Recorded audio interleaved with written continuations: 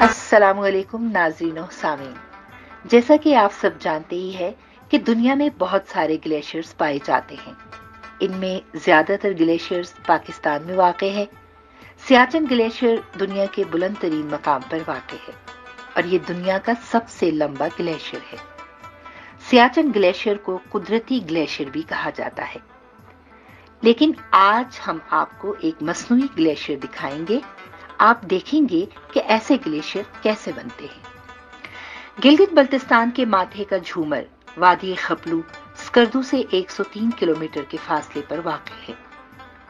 खपलू के पहाड़ी टीले पर हंजोर नामी एक सैरगाह वाक़ है, जहां पर यहाँ के मकामी लोग एक मसनूई ग्लेशियर बनाने में मसरूफ है, जिसे आइस टोपा का नाम दिया गया है। इंशाअल्लाह ये ग्लेशियर 2 साल बाद बढ़ेगा और इस ग्लेशियर से मकामी आबादी के लिए पानी मुयस्सर होगा। यहाँ के नौजवान सख्त सर्दी में ये आइस टोपा बनाने में मसरूफ हैं, जो कि काबिल तहसीन अमल है।